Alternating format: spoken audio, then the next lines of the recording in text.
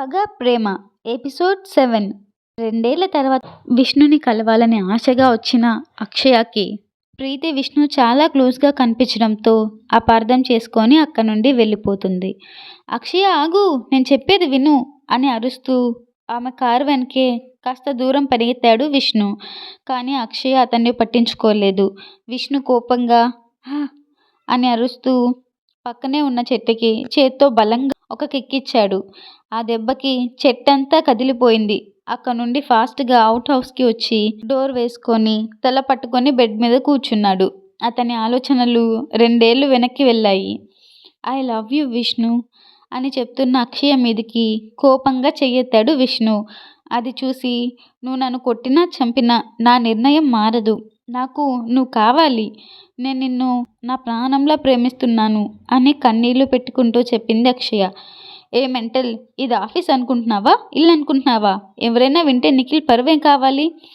అయినా నేను నీకంటే 7 years పెద్దదాన్ని. నాలో ఏముందని లవ్ చేస్తున్నావు? నేనేం బిజినెస్ మ్యాగ్నెట్ని కాదు. నా దగ్గర తాతలు సంపాదించిన ఆస్తులు కూడా లేవు. జస్ట్ నేను ఒక సెక్యూరిటీ గార్డ్ని. నీ మేకప్ కిట్ కాస్ట్ అంత ఉండదు నా శాలరీ. అలాంటిది నాతో లైఫ్ ఎలా లీడ్ చేయగలను అనుకుంటున్నావు? నోరు మూసుకొని ఇంటికి వెళ్ళు అని అరిచాడు విష్ణు. అలా అనకు విష్ణు, నువ్వంటే నాకు చాలా ఇష్టం. ఈ ఆస్తులు హోదాలు లేకుండా అయినా బ్రతకగలను, కానీ నువ్వు లేకుండా బ్రతకలేను అని ఏడుస్తూ అంది అక్షయ. విష్ణు కోపంగా చేతులు కట్టుకొని, ఏంటి మూవీస్ ఎక్కువగా చూస్తున్నావా? డైలాగ్స్ చాలా డ్రామాటిక్గా ఉన్నాయి. టూ రొటీన్ అని అన్నాడు విష్ణు. దానికి అక్షయ ఉక్రోషంగా చూస్తూ, నేను నా ఫీలింగ్స్ చెప్తుంటే నీకు ఆటల్లా ఉందా అని అరిచింది. కాదు, చైల్డిష్గా ఉంది అని చెప్పి, అయినా నీ ఏజ్ ఎంత? ఇంకా స్టడీస్ కూడా కంప్లీట్ కాలేదు. అప్పుడే ప్రేమ పెళ్ళి బ్రతకడాల గురించి మాట్లాడేస్తున్నావు. ఇదంతా లవ్ కాదే, ఇన్ఫాక్చుయేషన్. అసలు ఈ విషయం మీ అన్నయ్యకి తెలిస్తే నేనేం చేస్తాడో తెలుసా అని అడిగాడు విష్ణు. ఎవరికి తెలిస్తే నాకేంటి? నాకేం మా అన్నయ్య అంటే భయం లేదు. ఎవరికి భయపడను కూడా. నాకు నువ్వంటే ప్రాణం. నేను 4 years నుండి లవ్ చేస్తున్నాను. నిన్ను తప్ప మరెవ్వరిని పెళ్లి చేసుకోను. ఒకవేళ పెళ్లి చేసుకోవాల్సి వస్తే పెళ్లి మండపానికి వెళ్ళడానికి ముందే చచ్చిపోతాను. ఇది ఫైనల్ అని తేల్చి చెప్పింది అక్షయ. ఆ మాట విన్న విష్ణు కోపంగా ఆమె 2 చేతులు పట్టుకొని గోడకి ఆనించాడు. అక్షయ మాత్రం విష్ణు కళ్ళల్లోకి అలాగే ప్రేమగా చూస్తుంది. ఏంటే బెదిరిస్తున్నావా? చావాలని అంతగా ఉబ్బులాటంగా ఉందా? అయితే రా, మీ అన్నయ్యకి ఇవే మాటలు చెప్దువు గాని, వాడే నీకు పాడి కడతాడు అని కోపంగా అక్షయ్ చేపట్టుకొని నిఖిల్ క్యాబిన్కి లాక్కెళ్ళాడు. ఆ టైంలో ప్రణవ్ కూడా నిఖిల్ క్యాబిన్లో ఉన్నాడు. ఫోర్స్గా క్యాబిన్ డోర్ ఓపెన్ చేసుకొని వెళ్ళి అక్షయని నిఖిల్ మీదకి తోశాడు విష్ణు. అది చూసిన ప్రణవ్, నిఖిల్ ఇద్దరూ షాక్ అయ్యారు. అక్షయని పడకుండా పట్టుకున్నాడు నిఖిల్. రే నిఖిల్, నీ చెల్లికి ప్రేమ పిచ్చి పట్టింది. వెంటనే దాన్ని ఎర్రగడ్డ మెంటల్ హాస్పిటల్లో జాయిన్ చేయి అని అన్నాడు విష్ణు. నిఖిల్, ప్రణవ్ ఇద్దరూ అర్థం కానట్టు చూశారు. విష్ణు ఫేస్లో కోపం, అక్షయ్ కళ్ళల్లో నీళ్లు చూసి అయోమయంగా, విష్ణు ఏమైంది? అక్షయని ఇక్కడికి ఎందుకు తీసుకొచ్చావు అని ఆశ్చర్యంగా అడిగాడు నిఖిల్. అక్షయని విష్ణు చంపేసేలా చూస్తూ, ఈ మేడం నన్ను లవ్ చేస్తుందంట. నేను ఒప్పుకోకపోతే చచ్చిపోతుందంట. నన్ను తప్ప ఇంకెవరిని పెళ్లి చేసుకోదట. పిచ్చి పిచ్చి వాగుడంతా వాగుతోంది. ఆ మాటలు వినగానే నిఖిల్ అక్షయని కోపంగా చూశాడు. ఆమె మాత్రం తలదించుకొని ఏడుస్తూనే ఉంది. చేసిందంతా చేసి ఇంకా ఎందుకు ఏడుస్తున్నావు అని అక్షయాన్ని కొట్టడానికి చెయ్యెత్తాడు నిఖిల్. ప్రణవ్ అతని చేయి పట్టుకొని ఆపాడు. రే, చిన్నపిల్ల ఏదో తెలియక అట్రాక్షన్లో అలా మాట్లాడితే నచ్చ చెప్పాలి, కానీ కొడతావా అని సీరియస్ అయ్యాడు. విష్ణు కోపంగా, వాడికి అడ్డు చెప్పకురా. 2 చెంపలు వాయిస్తే గానీ మాట వినదు. అప్పుడే మేడంకి పట్టిన ప్రేమ దయ్యం తలలో నుండి దిగుతుంది. లేకపోతే చస్తానని బెదిరిస్తుంది రాక్షసి అని పళ్ళు కొరుకుతూ అన్నాడు. ఆ మాటలు విన్న అక్షయ ఇంకా ఏడ్చింది. విష్ణు నా లవ్ని యాక్సెప్ట్ చేయనందుకు కాదు, నా అన్న ముందు నా ప్రేమని ఇన్సల్ట్ చేస్తున్నాడు. ఇట్స్ రియల్లీ హర్టింగ్ అని మనసులోనే అనుకుంది.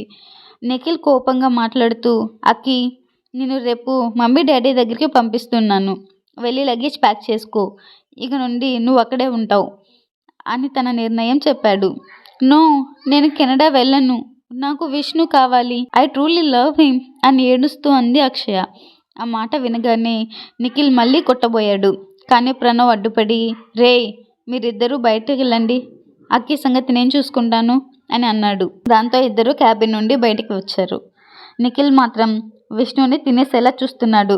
ఏట్రా చూపు, నీ చెల్లి చేసిన పిచ్చి పనికి నా మీద కోపం ఎందుకు? అసలు నేను తొందరపడ్డానేమోరా, అక్కికి యష్ చెప్పాల్సింది. కెనడాలో మంచి డెస్టినేషన్ వెడ్డింగ్ ప్లాన్ చేసేవాణ్ణి అని సెటైర్గా అంటూ నవ్వాడు విష్ణు. రేయ్, ఆ చేసిన పనికి ఇప్పటికే నాకు మండిపోతుంది, నన్ను ఇంకా రెచ్చగొట్టకు అని గొంతు పట్టుకోబోయాడు నిఖిల్. ఇంతలో ఆఫీస్ స్టాఫ్లో ఒక అమ్మాయి వచ్చి, నిఖిల్ సార్, ఆ ఫైల్ అర్జెంట్, ఒకసారి చెక్ చేస్తారా అని అడిగింది. నిఖిల్ ఆ ఫైల్ తీసుకొని చూస్తున్నాడు. ఆ అమ్మాయి మాత్రం విష్ణుని చూస్తూ సిగ్గుపడ్డం మొదలుపెట్టింది. విష్ణు కూడా ఆ అమ్మాయిని చూసి నవ్వుతున్నాడు. అది గమనించిన నిఖిల్ కోపంగా ఫైల్ ఆ అమ్మాయి చేతికిచ్చి, ఇక్కడికి ఫైల్ చెక్ చేయడానికి వచ్చావా లేదా వాడికి సైట్ కొట్టడానికి వచ్చావా అని అరిచి, వెళ్ళి వర్క్ చూడు పో అని విసురుగా అన్నాడు. ఆ అమ్మాయి భయంగా అక్కడి నుండి వెళ్ళిపోతూ కొంత దూరం వెళ్ళి వెనక్కి తిరిగి మళ్ళీ విష్ణుని చూసింది. విష్ణు కూడా అమ్మాయిని నవ్వుతూ చూశాడు. ఒరే బాబు, నువ్వు కండలు వీరుడివే, 6 అడుగులు అందగాడివే అని నేను ఒప్పుకుంటున్నాను, కానీ ఇక పల్లిక్కలు ఇచ్చడం ఆపు, చూడలేక చస్తున్నాను. అసలు నా చెల్లితో సహా ఈ అమ్మాయిలంతా నీలో ఏముందని ఇంతలా నీ వెనుక పడుతున్నారు? అరే, నీ అంత కాకపోయినా నేను ఒక మోస్తారుగా అయినా అందంగానే ఉంటాను కదరా, ఒక్క అమ్మాయి కూడా నన్ను చూడదు, అదేంటో అని ఏడుపు మొహంతో అన్నాడు నిఖిల్. ఫీల్ అవ్వకరా, అమ్మాయిని చూడకపోతే ఏంటి, ఆ కోతి మొహంగాడు చూడు నీకెలా సైట్ వేస్తున్నాడు అని వాళ్ళ వైపు చూస్తున్న ఒక మేల్ స్టాఫ్ని చూపిస్తూ అన్నాడు విష్ణు. ఆ మాటకి ఉలిక్కిపడే నిఖిల్, నీ అబ్బా, అందంగా ఉన్నవన్నీ అమ్మాయిలు చూస్తున్నారని నీకు బాగా బలిసిందిరా, అందుకే నా మీద కుళ్ళు జోకులు వేస్తున్నావు అని విష్ణుని కొట్టడం మొదలుపెట్టాడు. వీళ్ళు ఇలా ఉంటే లోపల అక్షయని సోఫాలో కూర్చోబెట్టి ఆమె ఎదురుగా కూర్చున్నాడు ప్రణవ్.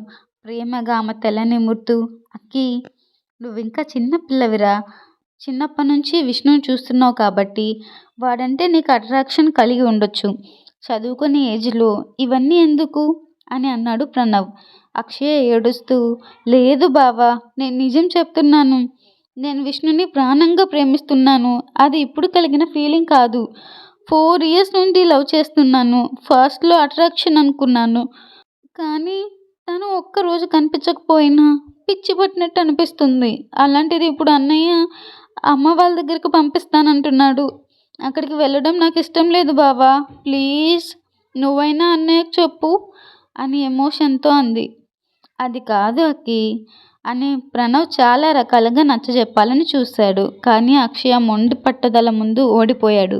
ఇక విసిగిపోయి, సరే ఇక ఏడవకు, ఇప్పుడు నువ్వు నిఖిల్ చెప్పినట్టు కెనడా వెళ్ళు, నీ స్టడీస్ కంప్లీట్ చేయి, ఆ తర్వాత నేనే విష్ణుతో మాట్లాడి మీ పెళ్లి జరిపిస్తాను, ప్రామిస్ అని మాట ఇచ్చాడు ప్రణవ్.